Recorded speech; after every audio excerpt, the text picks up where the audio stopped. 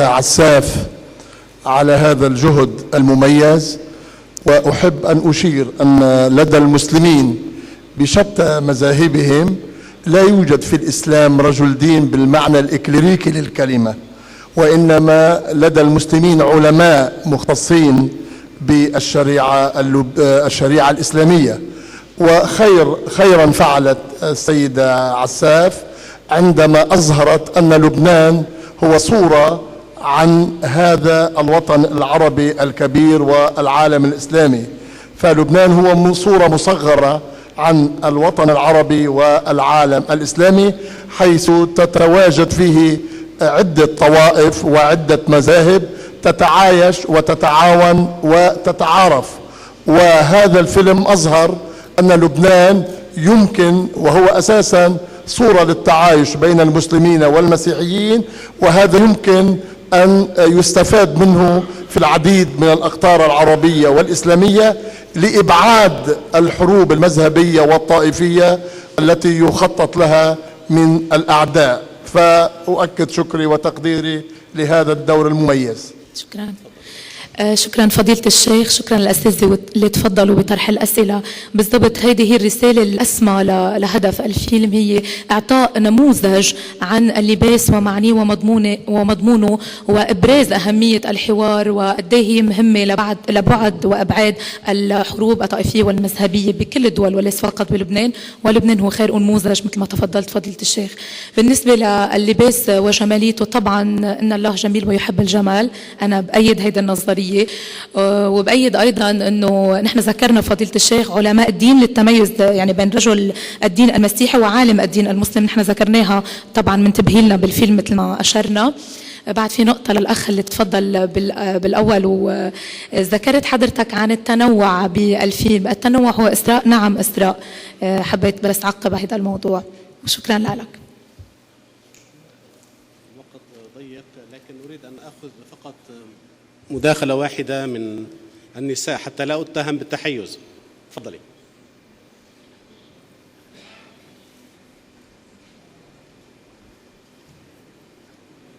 لو سمحتي بس حتى يعرفك توقفي إذا كان ممكن.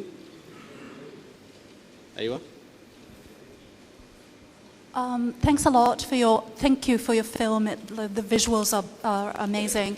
I was just wondering why the patriarchal approach in your film, why was it just exclusive to male figures of religion? Because there are women of religion as well. Why didn't you explore nuns and their habits, women taking the veil, Catholic women choosing to put on the veil while going to church? Why didn't you explore that? Thank you.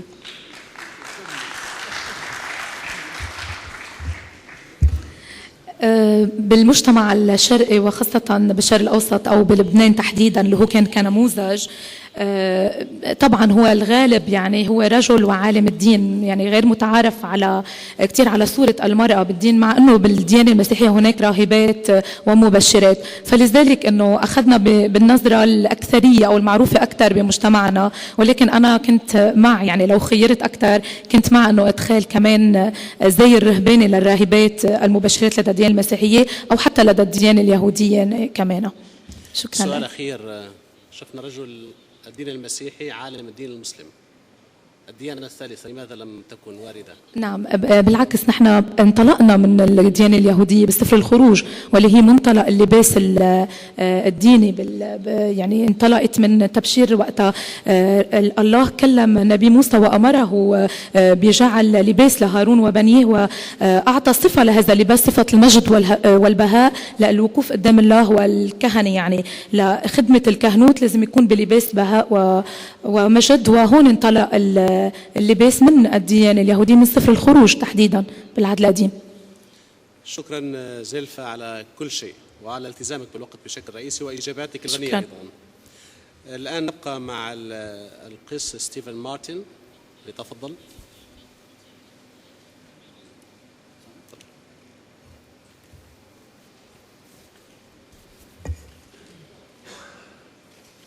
Assalamu alaikum. It is indeed a pleasure and an honor to be with you this morning and to have my work displayed on this screen along with the work of such incredible filmmakers. Thank you so much. I just want to tell you a little bit about my story, why making films about interfaith issues is so important to me. I am a Christian from the United States, an evangelical pastor of the United Methodist Church. I've spent 20 years as a priest, as a minister in congregations in a part of the United States, in the south of the United States, that is not terribly friendly toward diversity of any kind.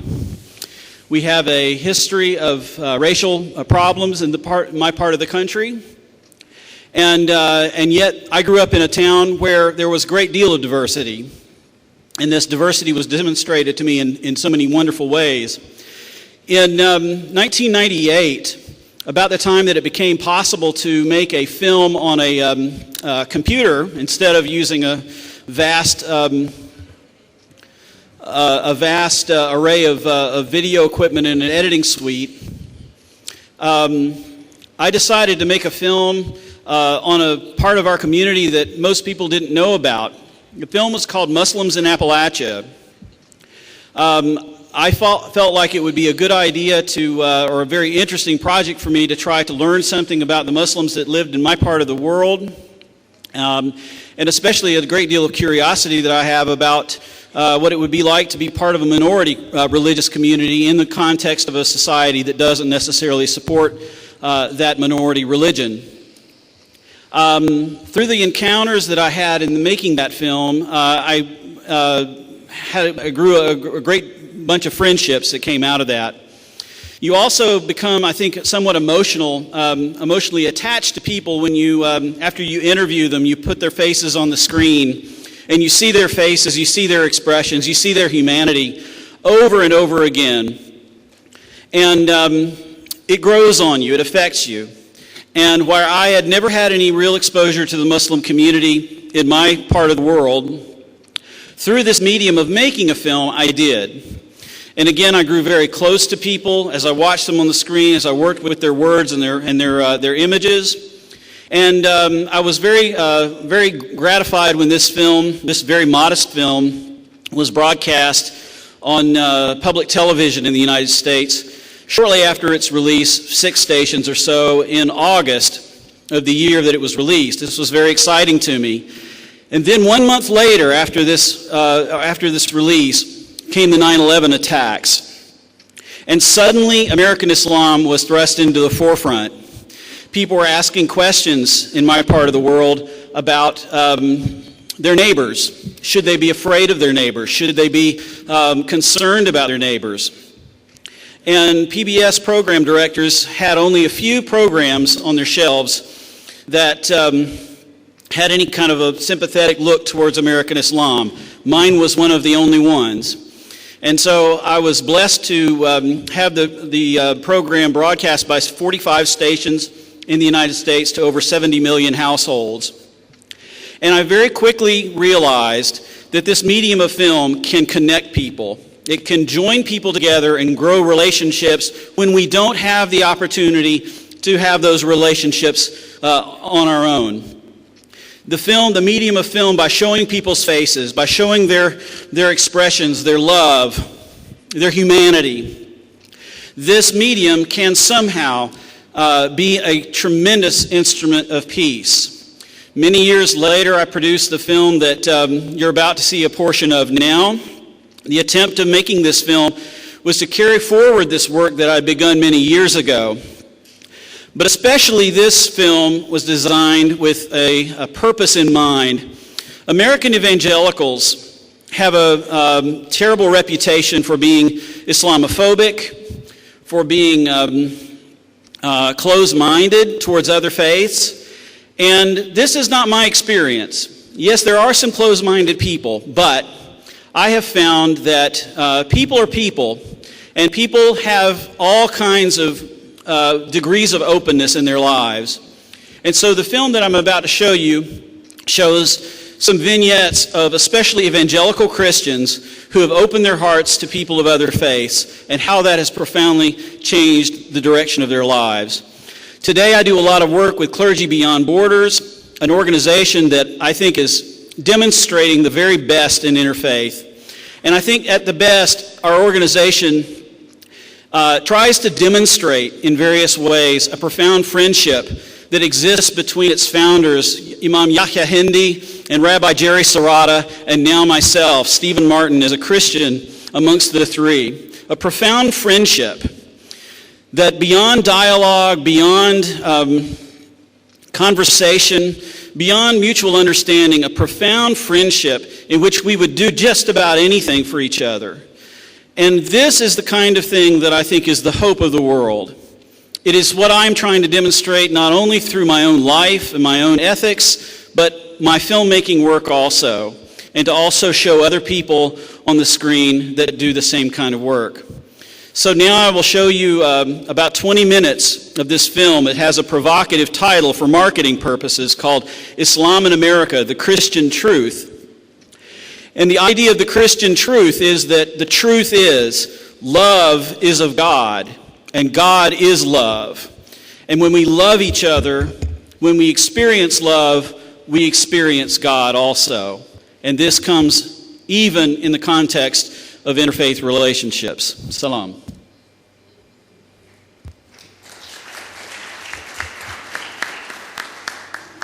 إذن نتابع معا. Many Americans think they know what Islam is. They think they know what Muslims believe. And they don't like it.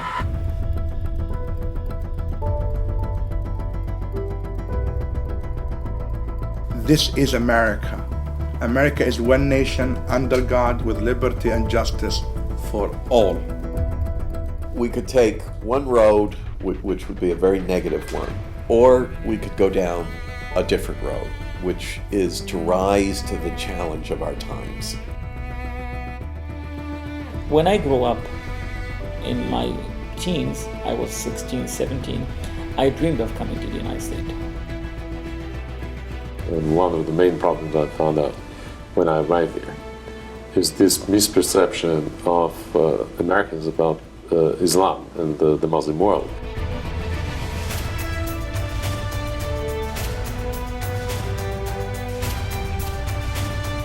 Pastor Terry Jones, a nobody. You've got a membership that is infinitesimal. When this incident took place, what Terry Jones shows is that there's a market out there. I think that a growing national hatred or fear of Muslims as a group is one of the most significant problems facing our country.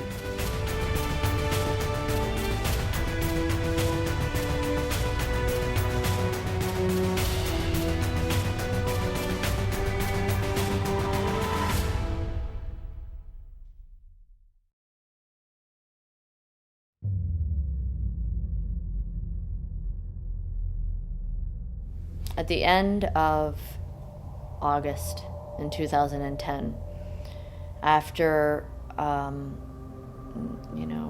we'd gone through and we were going through this very vicious attack on the Muslims in New York who wanted to build a mosque there in Lower Manhattan, and then the news about the attempt to, or the desire to burn a Quran in Florida, other hate crimes,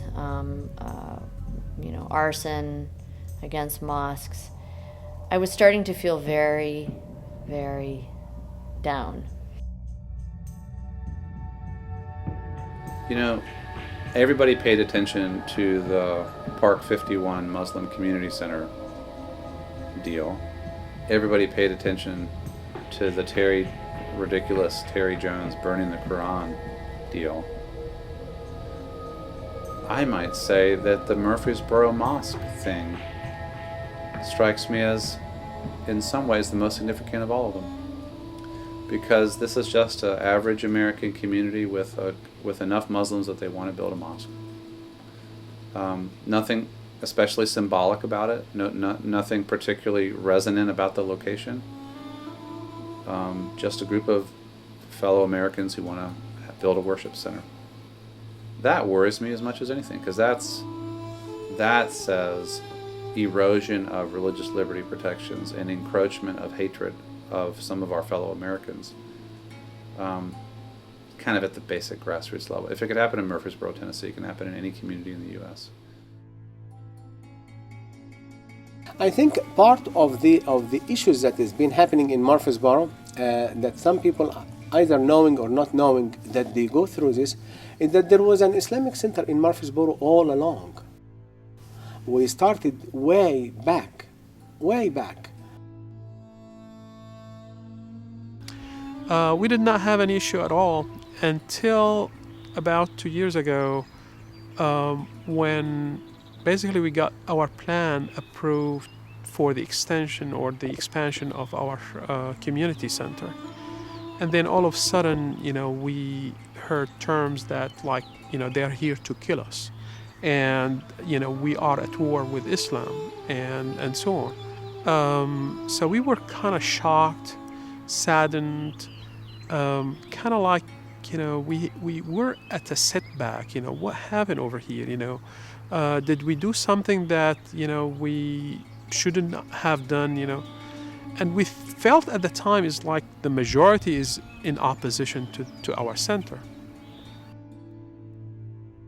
The reaction in the community, the adverse and antagonistic reaction to the news that the Rutherford County Planning Commission had approved a very perfunctory, standard, ordinary procedure planning, building plan for an expansion of the mosque, as a direct consequence of that, and the vehemence with which that reaction was being perpetuated and promulgated, I contacted the Islamic Center. And I'm fairly confident I was not the only lawyer, but I haven't asked, and offered my services on a pro bono basis to the extent that any should ever be required. Well, I was met with great gratitude and very quickly was called into service to assist the mosque and its board of directors in a number of fronts. The number and variety of complaints against the mosque and its efforts to expand were stunning.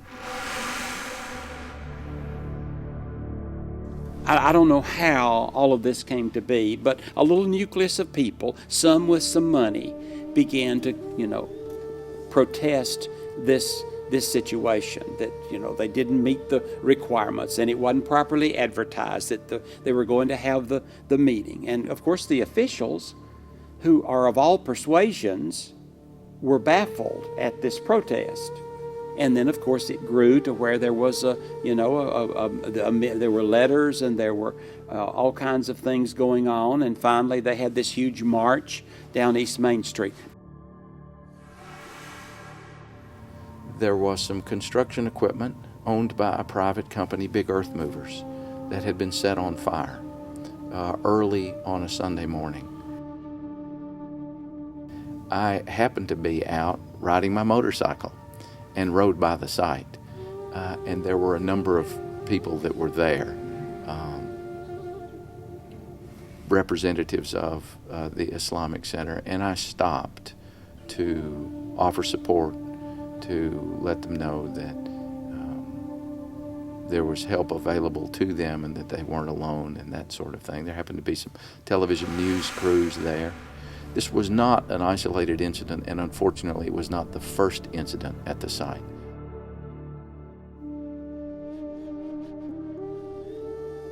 It was clear that a fire had been set, and that fire was on the equipment or near the equipment, but it was the message that came through the media was clearly, we don't want you here.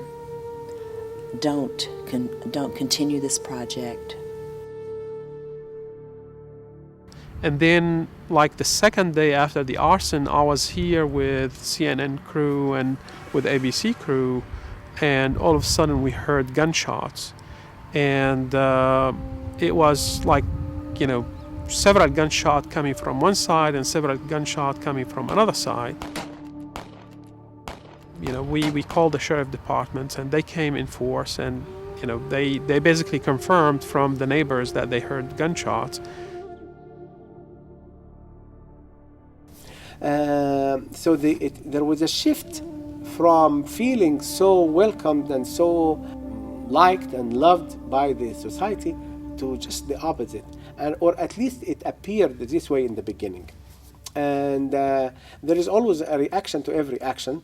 So the other reaction to this, a much bigger number of people, supporters in Murfreesboro.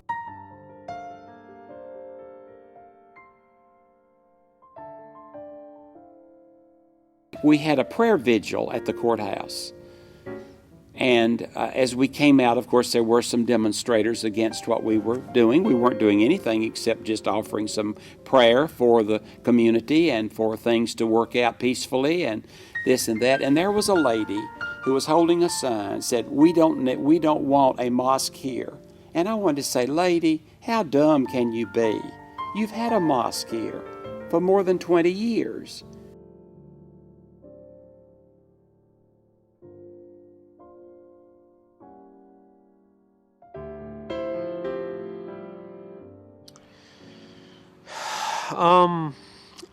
I wish I could say that it was a period that passed without much effect.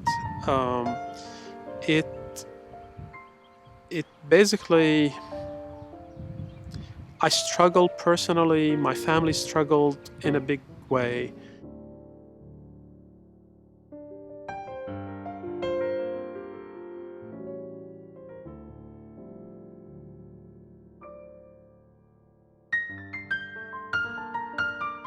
The people that I come in contact with professionally and personally, and I've had countless occasions in which people have said, thank you so much, John, for your letters to the newspaper, for your appearances on television, for your willingness to stand up for what's right. We just are aghast at how our Islamic community is being treated. My response to that is always, thank you very much, but I'm just one. Join me. If you are angry about this, let people know that you're angry.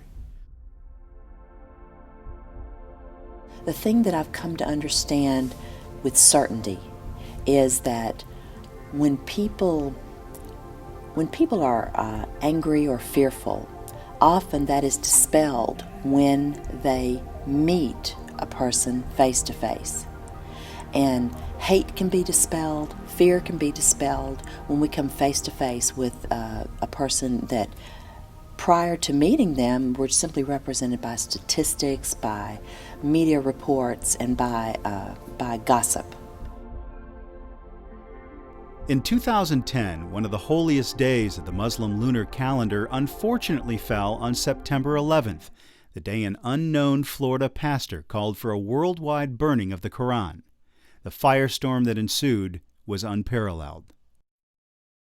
Pastor Terry Jones, nobody existing in no place as far as most people would be concerned. But you look at Terry Jones, you go on a website before this occurred, you've got a church that's been up for sale for several years and nobody's bought it. You've got a membership that is infinitesimal. Why pay attention to it? When I first heard about Pastor Terry Jones' intention to burn a Quran in Florida, I didn't really take it that seriously. I thought this is a very small church. Terry Jones is not a well-known personality, not even in the Christian world had anyone heard of him, so I really didn't take it that seriously. When this incident took place, what Terry Jones shows is that there's a market out there. And if you capture that market, and if you give that quotable, you will get attention. So it doesn't matter that nobody is a minister, that you've got a church that amounts to nothing and is nowhere. But at the right time, you say you're going to commit a provocative action, and you can then get the Secretary of State, you can get the head of our armed forces at that time in Afghanistan, etc., to speak to you publicly, even offered a call, says something about where our society was. People in our government who were very alarmed about it, and mostly because of the dangers it presented to Americans living abroad. And I was asked by one person in particular, can't you do something about this? Well, you know, I'm a believer in what the Bible says. When it's in the power of your hand to do good, do it. not an easy process, but we were able to make personal contact. He agreed to receive my colleague, friend, and I. I appealed to Pastor Jones. I told him the eyes of the world were on him, that he certainly had the attention of the Islamic world, and that he could use that platform to proclaim the Christian message by deciding not to burn the Quran, or he could proceed and likely burn that platform with the Quran. And in fact, it wasn't just one Quran, he had a pile of Qurans. And he said, "You make a good case."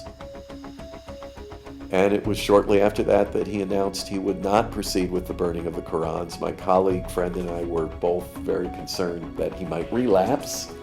So we asked him to surrender the Qurans to us. We took possession of them, brought them here to Washington, and we've been giving them to churches that pledge to actually engage in intentional friendship with the Muslim community.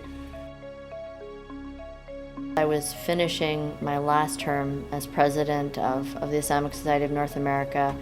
I just spent 9 years almost as vice president and then president, devoting so much of my time. And I started to just feel that maybe we hadn't done much of anything. But then we were contacted by our friends, our Christian clergy, Jewish rabbis and leaders of that community who said, "We are here to help you." And I'll never forget, the day in September when I stood in the National Press Club, surrounded by dozens of these national faith leaders who were there to speak very passionately against the hatred and to speak very passionately for their love and their friendship for us and commitment. And then I realized that, that there was so much good, and that although the hateful people always have louder voices, that's true in every situation, we all know that these good people with their prayers and their devotion and their faithfulness would in the end be the ones who would have the long-term effect. I have the great fear that the story of bigotry, the story of hatred, the story of animosity to others is going to be taken by some to be the story of the real America, and it's not. This is not America. This is not our country. And we have to make sure that our country is known around the world as a place where liberty of religion, where respect for your neighbor, where love for your neighbor, where these things are the most prominent in our society. As an evangelical, I say to those who do this, I say, you bring dishonor to the name of Jesus Christ. You directly disobey his commandment to love our neighbor. You violate the command, you see, not to bear false witness. And not least of all, you drive the watching world further away from any interest in our gospel message. Lastly, let me say one more thing. Watch out for so casually trampling on the religious liberty of others. You may be able to do that when you are the majority. But if you undermine liberty for other people's children today, your own children may one day see their religious liberties deprived from them. And the principles that protect Muslims today here in this country will protect Christians, Jews, and others tomorrow. And that's what makes this a great, great country.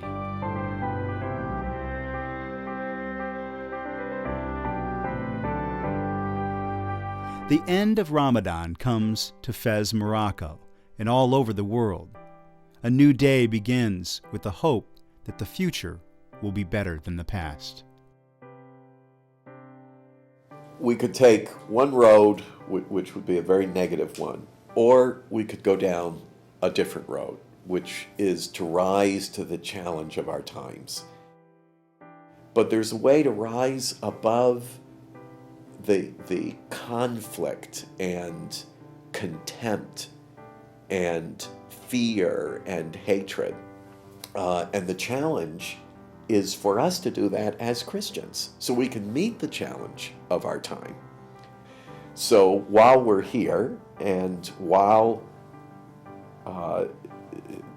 the Islamic presence is growing and our contact with Muslims is becoming much closer and more frequent, we can meet that challenge as Christians in dialogue and in friendship, as we do all other peoples.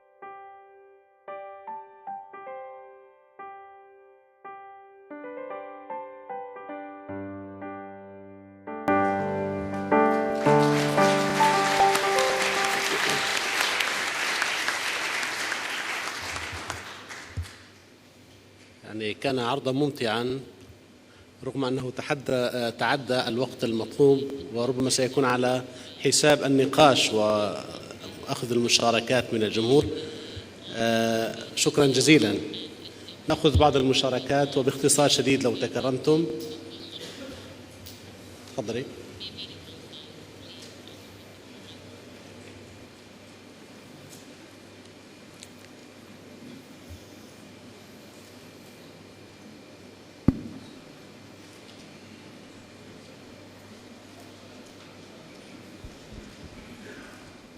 في دقيقة أقل. طيب أشكر هذا العرض القيم، وصراحة كنت أتمنى من الإعلام الأصفر الذي يحرك النزاعات بين الشعوب